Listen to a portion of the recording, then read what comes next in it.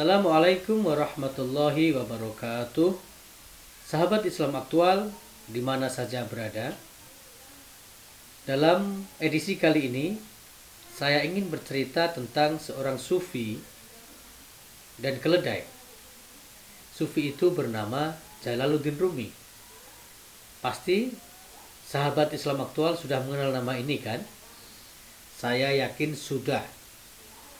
Tetapi kalau Jalaluddin Rumi kita kaitkan dengan keledai, lalu apa hubungannya? Maka dalam kesempatan kali ini saya ingin bercerita tentang Jalaluddin Rumi dan keledai. Dalam sebuah ayat, Allah Subhanahu wa taala berfirman tentang makanan dan minuman dan etika makan minum. Etika yang bersifat umum tentang makan dan minum. Wa kulu wasrabu wa la tusrifu innahu la yuhibbul musrifin. Allah berfirman yang artinya makan dan minumlah kalian tetapi jangan berlebih-lebihan, karena sesungguhnya Allah tidak menyukai orang yang berlebih-lebihan. Sahabat Islam aktual, ketika menafsirkan ayat ini, Jalaluddin Rumi mengatakan bahwa ada di antara manusia yang dalam kehidupan sehari-hari hanya mementingkan makan dan minum. Sebenarnya kalau kita lihat, itu bukan sesuatu yang aneh ya. Karena makan dan minum itu kan kebutuhan hidup manusia. Itu kebutuhan asasi.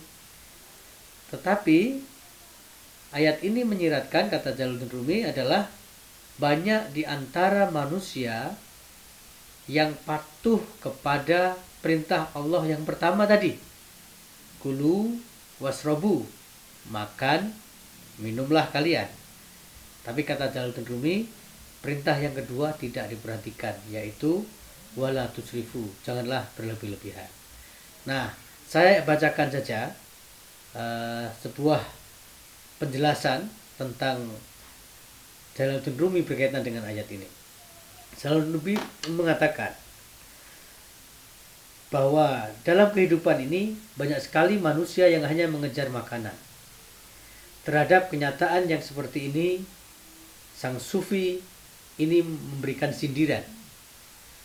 Orang semacam ini hanya taat kepada satu perintah Allah, yaitu makan dan minumlah kamu. Tetapi manusia model ini tidak menaati perintah Allah berikutnya, yaitu jangan berlebih-lebihan tadi.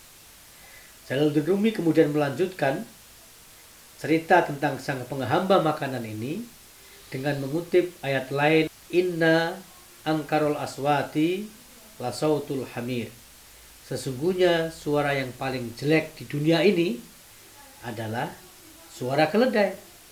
Mungkin kita bertanya-tanya, apa maksud Rumi dengan mengutip ayat tentang suara keledai adalah suara yang paling jelek ini? Maka kata Rumi adalah, yang dimaksud dengan paling jelek suaranya bukanlah yang suaranya paling keras, sumbang, dan tak merdu.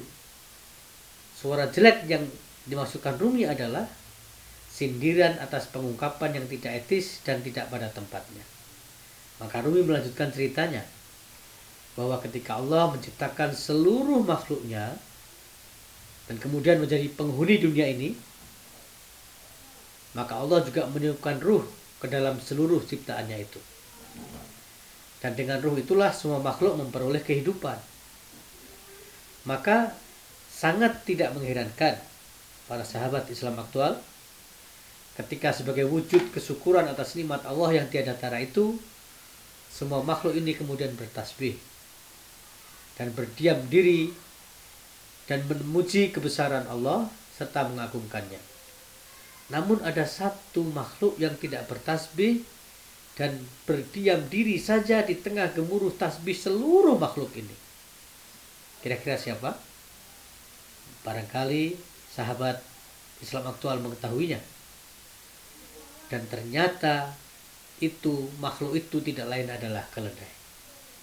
Anehnya, kata Rumi, di lain waktu ketika semua makhluk sedang terdiam, terpekur, khusyuk, bertasbih, merenungkan kekuasaan Tuhan, keledai ini justru berteriak lantang.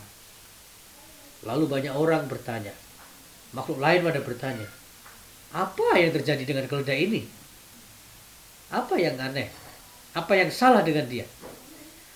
Dan pada akhirnya makhluk-makhluk lain itu mengetahui, rupanya keledai ini berteriak lantang karena dia tengah lapar. Nah, sahabat Islam aktual di mana saja berada, disinilah lalu Jalaluddin Rimu menyimpulkan sebuah tafsiran.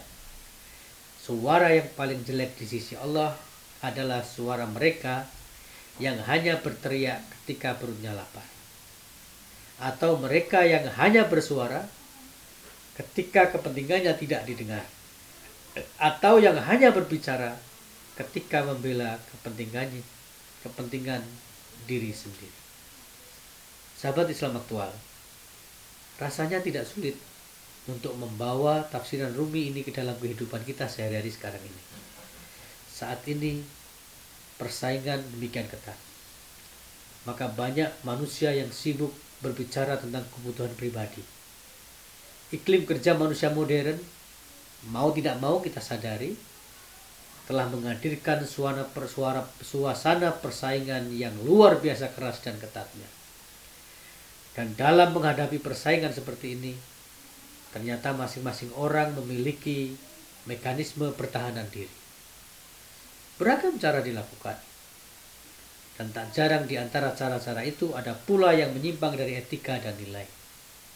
Bahkan prinsip-prinsip agama pun sering ditinggalkan.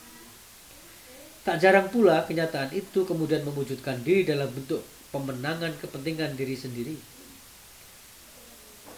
Maka semakin sering seseorang meneriakkan kepentingannya dan menelantarkan kepentingan orang lain, betapapun ia menyadarinya, maka sebenarnya semakin pula kuat keinginannya untuk menghadirkan kepentingan yang serupa bagi dirinya sendiri di masa-masa yang akan datang.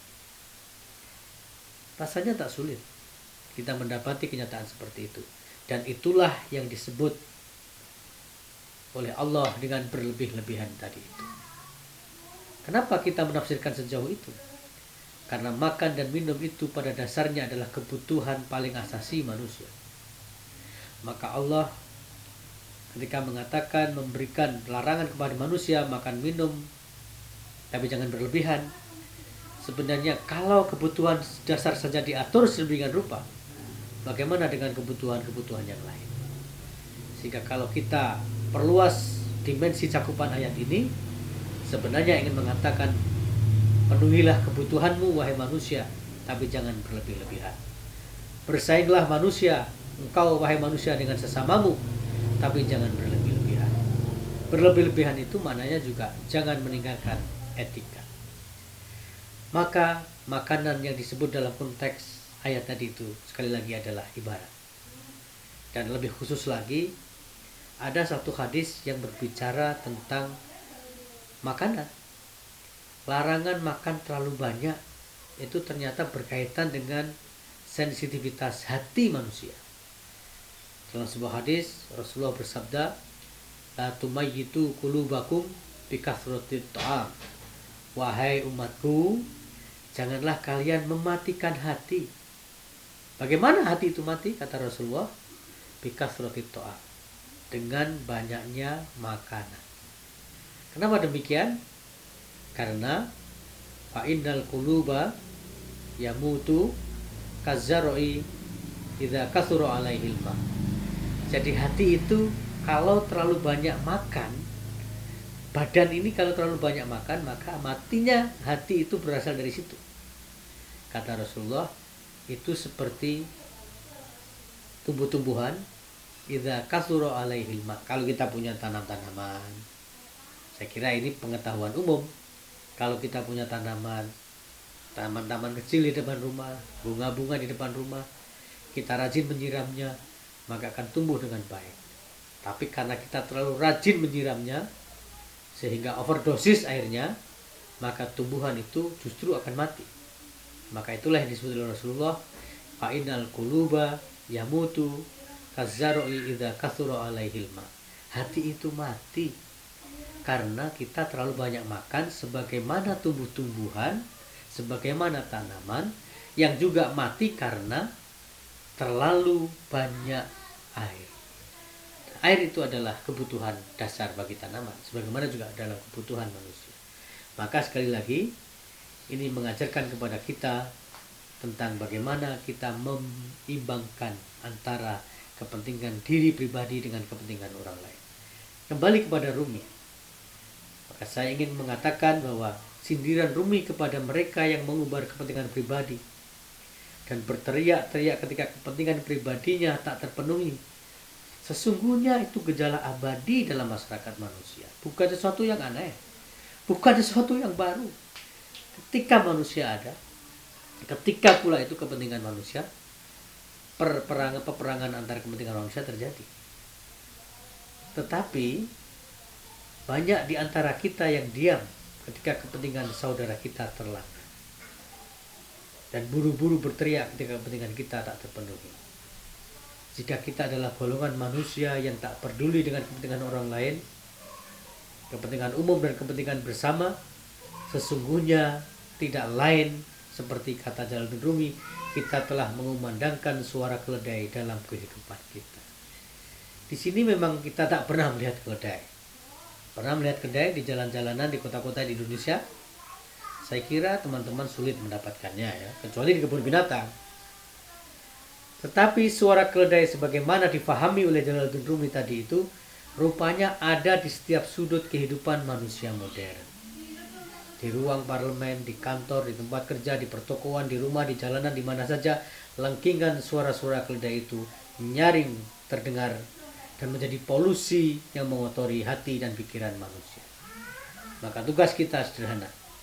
Mari sedikit mungkin atau menghilangkan kalau bisa nyaringnya suara-suara keledai itu dalam kehidupan kita.